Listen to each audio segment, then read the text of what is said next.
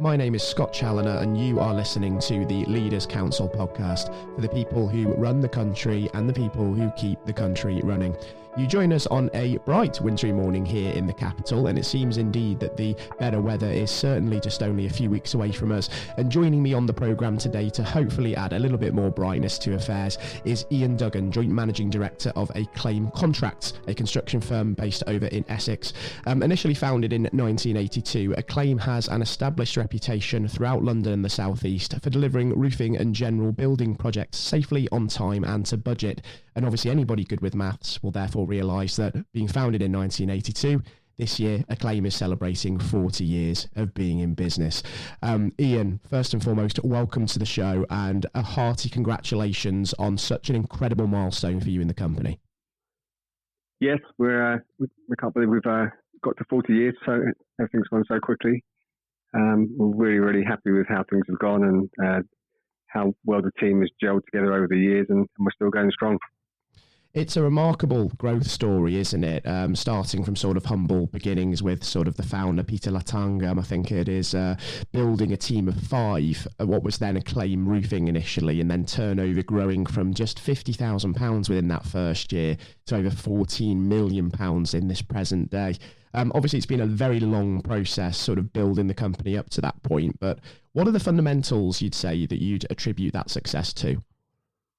I mean, the company's always had a sort of a core value, a family core value, with a lot of the staff actually being family from Peter's side over the years, and that's grown as time's gone on with sort of nephews and uncles and different people working in different parts of the company.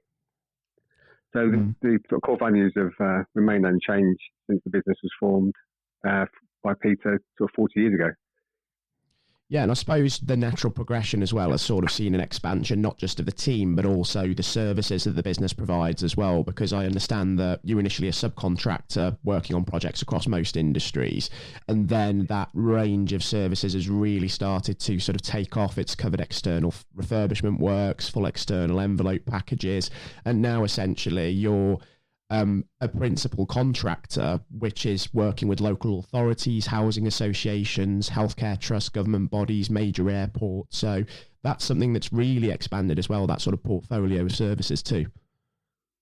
Yeah, I think what we offer the client is an all-encompassing service. So we know what we'll get at, which is roofing and external works, and that's what we try and stick to. We manage our own sites with our own foremen, site managers and their own team, so we've developed a good understanding of the roofing market and the externals market over the years. So I think our invaluable experience in that sector has helped clients to be confident in what we can do.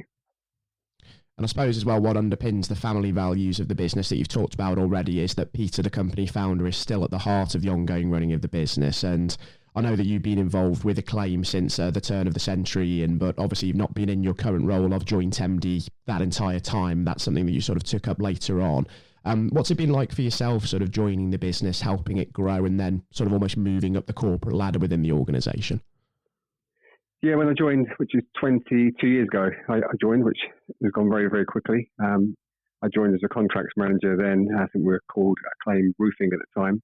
And I could see then that we were doing a lot more than just roofing. So I think we quickly changed evolved the name, if you like, to Acclaim Contracts, which helped us sell the business to the externals market. We value sort of all of our staff, and a lot of our staff have been here over 20 years as well. So, which says a lot to about the company and how we work. So, most of our business is actually a repeat business, which is a good sign. So it gives us a sort of stability over the years, which I believe has been how we've achieved where we are today. So, yeah, I suppose sort of long-term retained staff also translates into long-term retained clients, doesn't it? And I think it's businesses like yours that, with that philosophy, that sort of close-knit team philosophy, that's sort of really paid dividends when we're thinking of overcoming the challenges of the last few years, isn't it? I mean, COVID is something that's affected so many within your industry. And when you've got such a close-knit team that, you know, is together, knows that the business values them and vice versa, it just goes to show that they're going to go above and beyond for you, obviously, when the chips are down. And seems to be something that certainly has been the case with Acclaim as well, because even despite that immense challenge, you're still continuing to excel and really sort of take that business forward. Yeah, we've always tried to keep like an open and honest communication between all the staff. So, we it's an open door policy. We talk to all the guys and girls in the company, and it's we try to look after everyone the best we can. We have our ups and downs like every other company, but the people who've helped us grow over the years are still here today. So it obviously says some good things about the company, and we've tried to bring people through the company and promote them within as well, which I always think is a good thing. Yeah, I suppose it's something that sort of gives you an immense amount of satisfaction, isn't it? Sort of helping build that next generation within the industry and inspiring that next generation of roofers, of builders, because they're going to be important, because when it comes to the industry at large, it is one of those sectors that is affected by skills shortages. So that just makes what you're doing all the more crucial. Yeah, I think we've got our own internal sort of training scheme that we do for sort of younger people that are coming through, to try and train them in the skills of sort of flat roofing, pitch roofing, lead welding, etc. So that's one of the things that we can see. There's a shortage in the market of skilled labour, which does worry me when you look at the market. It is. So we're trying to develop and bring people through so they can obviously get better at their job and obviously look after their families as well, and obviously essentially make more money for themselves. So that's what we're trying to do from within as well. So training is a massive part of how we're trying to progress things. Yeah, absolutely. Developing people, it's so incredibly important, isn't it? And obviously with that as well, I can imagine that with the severe amount of challenges that you have sort of had to overcome over the years to make the business the success that it is, obviously skill shortages, you've had to go out and train people, obviously the COVID pandemic as well, and the challenges associated with that. Are there any sort of major lessons that you think that you've maybe learned over the years through recessions, through crises like COVID, that have sort of helped the business sort of really push on and sort of consolidate and become even more resilient? I think it's trying to keep a big team ethic, to be honest. It's trying to be quite open with people when things aren't so good, and enjoy the good times as well. So we do a lot of team building exercises, try and involve the company as a whole the best we can with newsletters that go out monthly, telling people the good things that people are saying about us, and I think that's the key thing is trying to treat it as a big family. So as we've grown over the years, everyone is still able to talk to each other, and it's a very like an open policy that we try and have here. So communication has been key. Yeah, that open door policy is incredibly important from sort of a leadership perspective, isn't it? And I think, again, over the last couple of years with COVID, we really learned the value of that, haven't we? And that way of leading, rather than sort of the command and control that we may have seen in years gone by, that's sort of the way now, isn't it, to really run a successful business? Just for anybody listening in out there who might have their own big idea and might want to start an organisation of their own. Yeah, I mean, through COVID, we didn't actually have anyone on furlough that didn't need to be on furlough. So only the sort of guarded people that we need. I think 2 people had to be off because of their sort of medical cases, but everyone else was working all the way through. So we were lucky to get through COVID working full time. So in fact, most of our clients was actually asking us to work. So the education sector, BT and the MOD. Obviously gave us letters to ask us to carry on working to help out the industry. So we didn't sort of shut down at all and carried on through it. So we were probably one of the only companies at the time that didn't shut down at all. Which is again testament to that incredible amount of effort in-house as well. And given, of course, sort of the different variations in government advice and how the situation was changing so quickly at the time, was sort of keeping open sort of a difficult challenge, would you say, or was it quite easy to sort of maintain those services, just keep cracking on and just essentially just focusing on the task at hand, which seems to be what the business is all about? It was obviously no one had been through anything like this before, so luckily we've got some really good health and safety people that work for us directly.